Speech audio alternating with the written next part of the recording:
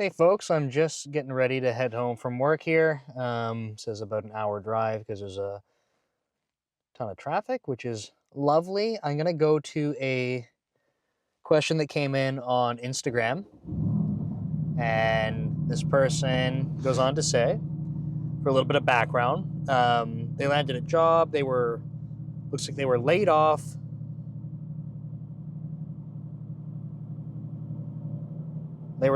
They got a new salary that's almost double, which is great. They said their job is great. They've been there for almost 5 months. They're learning a lot, smaller company, but they have a fear that they're going to be laid off again, which I don't blame people for having that kind of a fear. I find they're always working late to try and prove their worth. I feel like they're starting to get the hang of things, or when they feel like they do. Sometimes I have to scrap hours of work because my senior wants it done another way, and then another way, and so on. And then he's asking, or he or she, I think it's a he, asking if that's normal. So that's part one, I guess. And then they did want to express like that person, the senior, is actually a super nice person. So they're not saying like, oh, it's because they're an asshole. Like they actually, really appreciate them.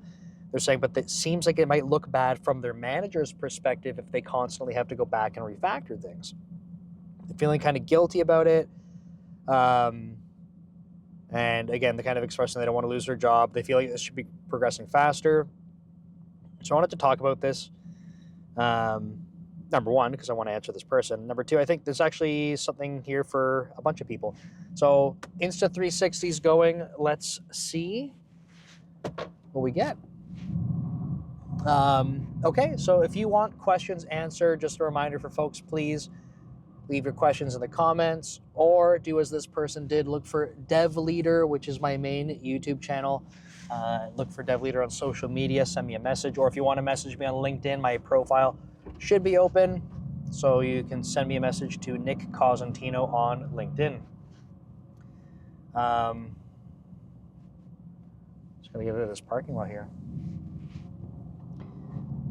Okay, cool. So I think the first part here, is it normal, right? So is it normal to have to go back, rewrite, refactor things? Not. So it's hard to say like yes or no, because I think there's a lot of factors that we don't know in the context here. Ideally, this isn't something that you're constantly having to do, right? If you have to keep going back to something, probably means that when I say we, like as a team, kind of missing something the first time around. Now, that in and of itself is not like, like a punishable offense or something. It's not unheard of to have to go back and change things.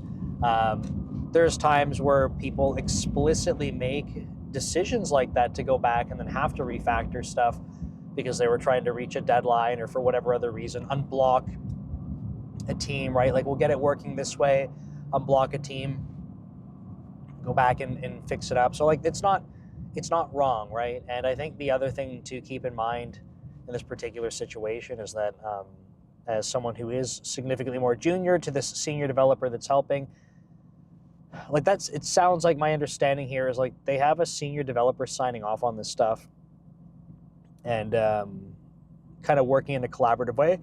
And a huge yawn. Oh my God. I felt that one coming for a while. Let's get some caffeine in the system. I still feel like I'm dead for my CrossFit workout in the morning. But, it's the comfort, I don't know, like I think that's the word I want. The comfort that I'd like to try and instill to this person is like, look, if you're working in isolation, okay?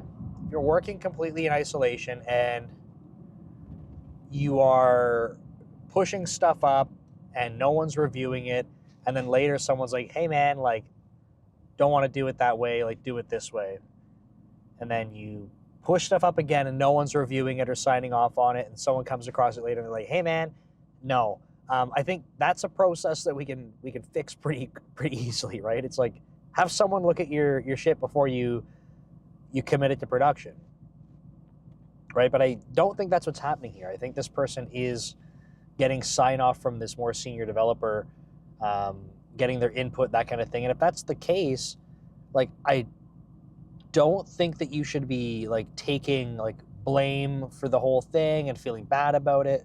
Like, it might be something that, you know, this other developer doesn't have quite the foresight, or there's unforeseen circumstances, whatever, like things that they didn't catch. And again, like, could we improve this scenario? Sure. I don't have enough context for this scenario, but the point is, like, that's not the end of the world necessarily, right? It's just something that you want to improve. So to the first question, is this normal, right? It's not necessarily super common, but it's not unheard of, right? If you, the first time you do something, it might not be exactly right. Ideally, we try to minimize that, but I wouldn't kind of look at this and beat yourself up over it. So as we get into the next part of this, that was a pretty quick,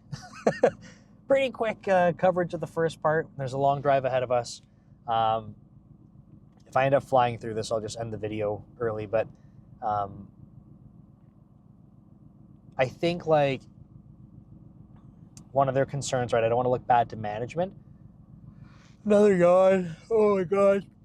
I'm so sorry. It's like I can't hold it in, or else I'm going to be making funny faces the whole time. I don't think that alone looks bad to management. And let me add in the disclaimer, if you're new to the channel, I am a engineering manager. I've been managing engineering teams for almost 13 years. I'm a principal engineering manager at Microsoft for almost 5 years. This isn't something I would look at on the surface and just be like, oh, Billy here must be an idiot. So unfortunate that we hired him, and I'm going to have to figure out how to get this person out of here. Like certainly not, and certainly not just from like looking at things on the surface like that. Now, if this came up to me in a one-on-one conversation with Billy, I'm just calling this person Billy, by the way. If Billy was, you know, telling me, hey, like, you know, I feel like I'm spinning my wheels a little bit here, like I have to go back and do this work again. We're revamping things, we're revising the code again and again. That would be something I would ask about for sure. But I think there's a difference between being like curious and asking, and being like just assuming that Billy must be dumb or something. And so what I would want to be asking this person that we're calling Billy is like, hey, like, okay, so I would be asking for the context around, like, okay, so so-and-so is telling you to rewrite this again, or to refactor it, or it's not right since the first time.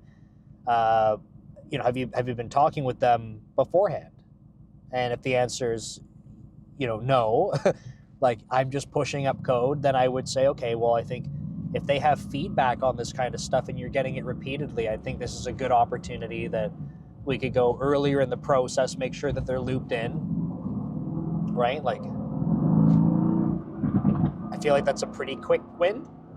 And kind of coaching that person through, hey, like, if you want to reduce the friction with this kind of stuff, it's just more helpful to have earlier touch points, really. Same thing goes for design docs, right? Designing things in general, code. I'm a big fan personally of like, instead of, even if you know that you're going to be doing a bunch of work and potentially having a big pull request or whatever, I get sometimes it feels like a little bit contrived to try and break up pull requests into like smaller pieces. I understand, I encourage it, but I understand when it feels a little awkward. But you know, if you're going to have a big pull request, I would say like, try to get some eyes on it earlier, even if it's not done, right? If you have to go touch a bunch of code, get eyes on it. Get something started, have people look at it. Talk about your approach before you get started. So having an earlier touch point is a huge opportunity for reducing waste, right? Because if you're going to go through this process and have to do it again, like, let's avoid that. So that would be the first thing that I want to talk to this person about is like, hey, if this person is coming back to you and they have feedback and this keeps happening, can you have an earlier touch point with them? And they might say, instead of, oh no, I haven't done that, now they're saying, yes, like I actually sat down with so and so, we talked about it ahead of time, and I actually, had them review the pull request, and they were good with it. Okay, so now I know, or at least I have reason to believe it's not that this person, either this person as in Billy in this case, or Billy that wrote this, I think we were calling them Billy. It's not that like, oh, Billy doesn't understand the process, or Billy is incompetent and is unable to do this kind of thing. It's like, okay, no, Billy is not working in isolation. Billy is trying to do the right things here, and actually has someone that's more senior signing off on this stuff. Okay, so what's up, right? To me, and then I'm not going to go, oh, well, so-and-so, I don't know, I'm not good with names. Sally is the other engineer, right? Sally's the senior engineer. I don't immediately jump to, oh, well, then Sally must be incompetent because they're telling Billy, that this code is good and then changing it, blah, blah, blah. I don't, personally, my style is not to jump to just blaming people or assuming that they're incompetent or whatever. It's like, okay, well, I would be just curious, like, hey, like, what's up if we feel like we keep missing something here? And it's not I just go back to like, it's not a blame thing. Like, hey, if the first time you guys did it and you're like, hey, it feels good, and then later you're like, oh, we're gonna have to change it. That's not, like I said, it's not unheard of. So what are you going to, like, how would you learn from that is what I would ask. How would you learn from that to go, okay, well, that was a gap, we missed it. Like, no harm, no foul, but you want to learn from it. And if it's happening again, I would say, okay, like, is it the same thing? Because if you're having the same thing happen and you're not learning from it, that's where I start to say, okay, like, what are we going to do differently here? Because clearly it's not working, we're not learning. But if it's something different altogether, it's like, it's just another learning opportunity, right? So for me as a manager, I'm not looking at this kind of stuff like, oh, these people must suck, right? And then especially like blaming the more junior person. And it might be, for me as a manager, it might be a good opportunity to talk to Sally in this case and say, hey, like, I know you've been working with Billy on this stuff. Sounds like you guys have been having a bit of back and forth, having to go revisit some stuff. And I would just be curious, like, what have you learned from going through that? Like, is something up with the code base? Did we not have clear requirements? Like, did something come up and we had to pivot and it's like only kind of after the fact and we didn't plan for it? Like, again, just being curious, because at the end of the day, my job is not to go around berating people and make them feel like shit for messing up.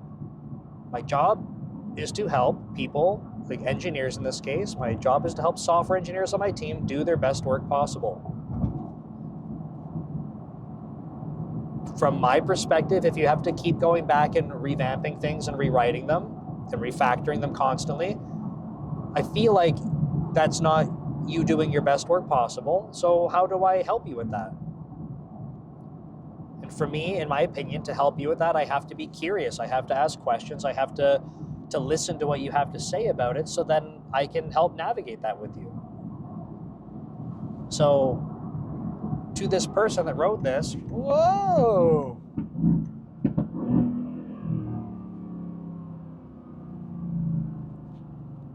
I guess we're gonna be sitting in traffic in the fast lane.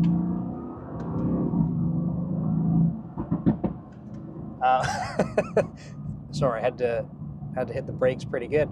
To the person that wrote this, like, no, at least for me as a manager, it's not like a red flag or something, but I would probably want to talk to you about it to make sure that you're supported. Now, we can flip this around a little bit, okay? Because I know that well, at least the way it sounds, the way this person wrote this in, is like they enjoy working with the other engineer. Like the more senior engineer that I called Sally in this case is like, they are a nice person. It's not like there's a conflict there and they're difficult to work with, I'm assuming, based on what I heard.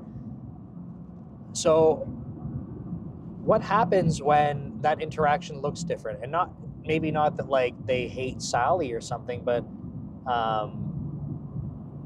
what happens when, you know, that working relationship is more difficult, right? So Sally's always getting in the way, or, you know, Sally's not being supportive in all of this because, you know, again, based on how I read what was said, it's like the senior engineer is being supportive and being like, oh, like, not blaming the junior. It's like they signed off on the stuff. So they were part of that decision-making process.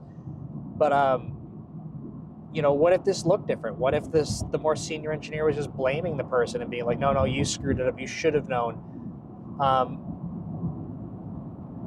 I think that's a very different situation. And again, I'm not immediately jumping to, oh, well, this junior person must just be an idiot. I would want to go dig into it and understand. And that's where the source of slowness is. I see you. Okay, maybe things will get better. Who knows?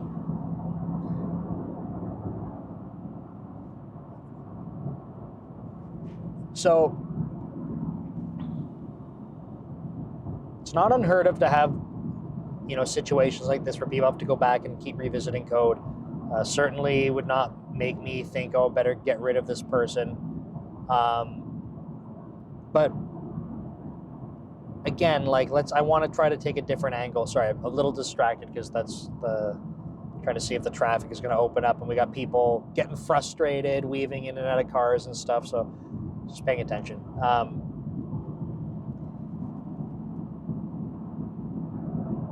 We can have situations where, like we can I know it's not going to be identical to what this person's describing, but I wanted to take a different angle. So imagine you have a situation where you have an engineer that's working on something and they're getting sign off from a senior engineer. So they kind of got on the same page, great, trying to make forward progress. But then another senior engineer comes along and they're like, nope, like that's not okay.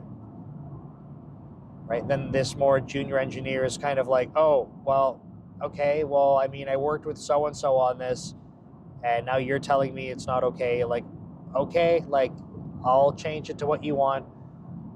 And then you change it, or sorry, the engineer in this case changes it to what the more senior engineer wanted. And guess what happens? Now the original senior engineer is like, whoa, what's this? Where did this come from? Why did we change this? Now you have a more junior engineer that is caught between the strong opinions of two more senior engineers. And they're kind of like, you know, I don't know if you've been in a situation like this, but it sucks because no matter what you do, someone's going to be unhappy. It's not a winning situation, right? There isn't a side you pick and you end up winning. There's a side you pick and then it ends up making someone disappointed or unhappy. So, but there's alternatives, which is nice. So if you're kind of caught in this situation, I think the best thing to do is try to bring in both of the people, or if there's multiple beyond that, bring them together in a conversation and have a discussion about it, right? I can't stress that enough because you're going to remain caught between them and it's going to feel like shit. You're going to lose engagement on the work. You're going to feel like you don't own it at all because what do you own, right? You can't make the decision, clearly, and it's not your fault because you have other people that are going, no, like you can't do it that way, you have to do it this way, and they don't agree. So get them together and on the same page. Now, going forward, if that was in a particular area of code or a particular domain, you might say, hey, next time, based on my experience, I know that person A and person B had differing opinions on this stuff. I should probably loop in person A and person B from the beginning, right? And just at least get, pick their brains on this stuff, make sure that they have some agreement. Just like kind of, again, like learn from these scenarios where you're like, that didn't feel good. What would I do different?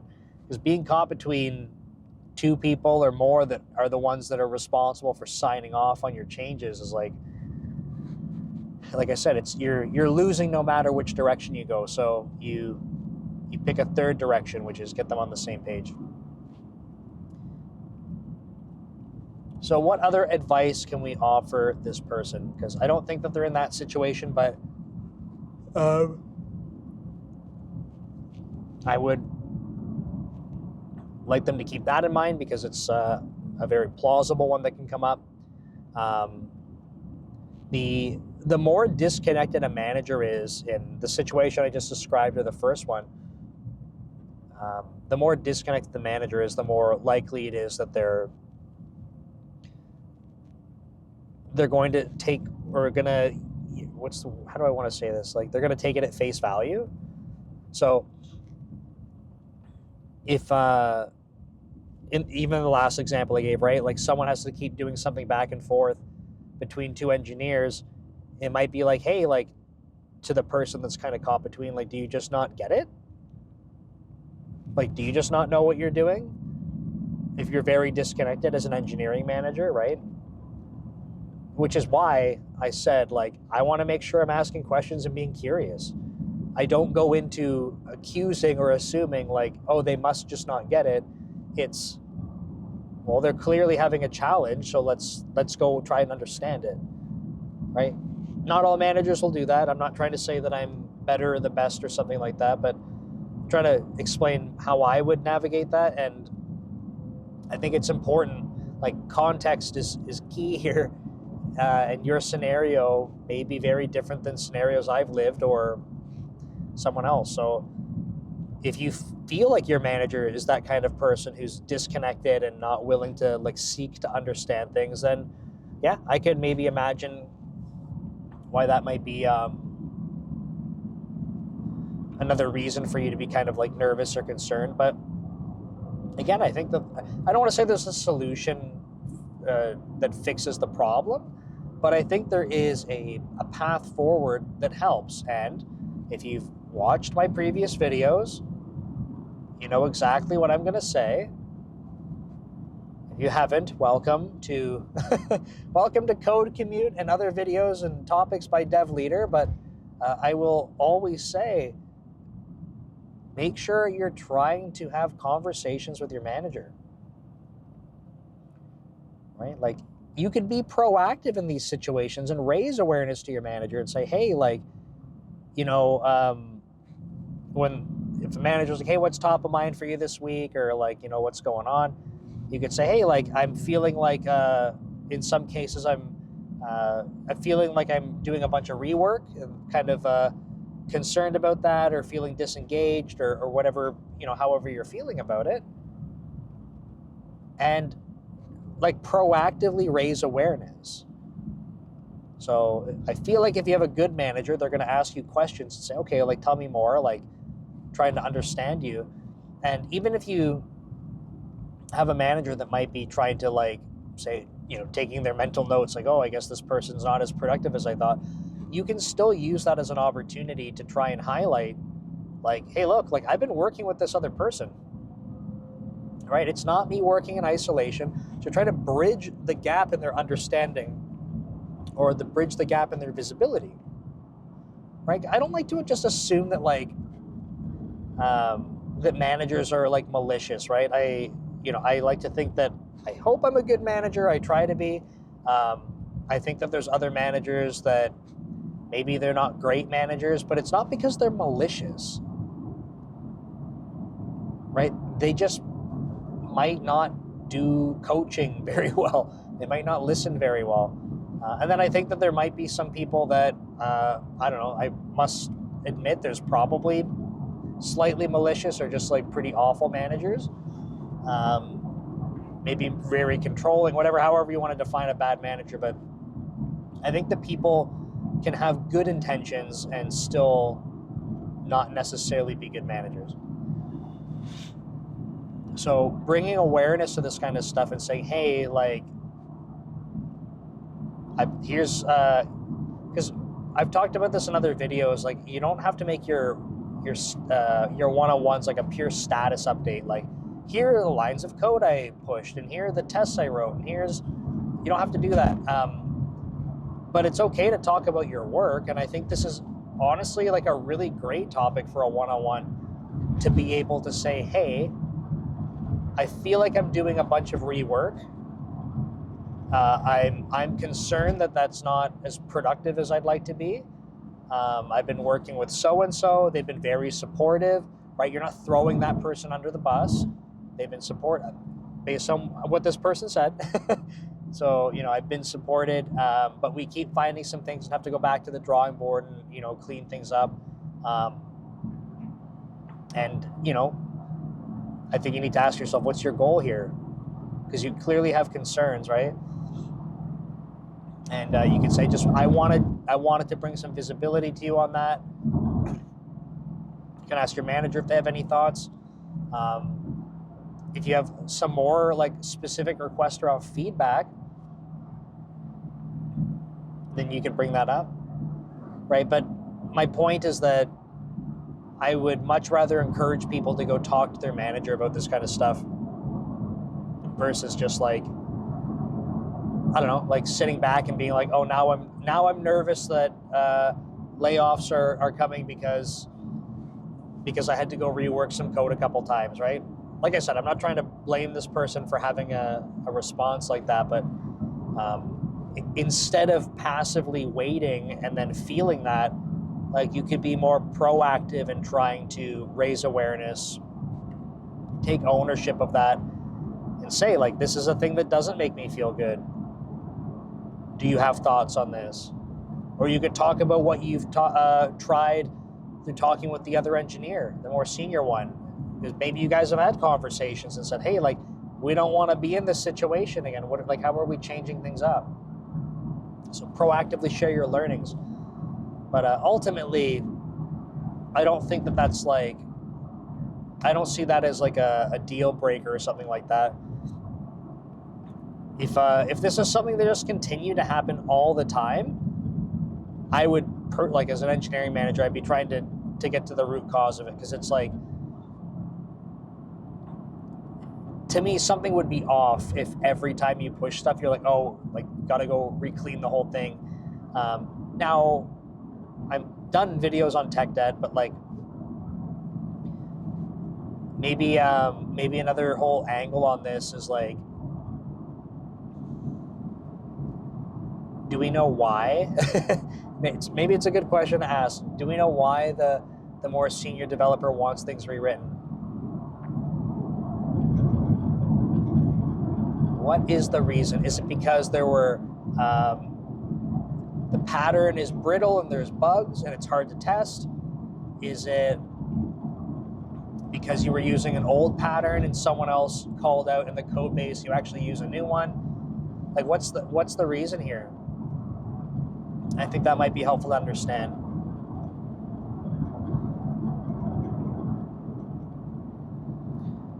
But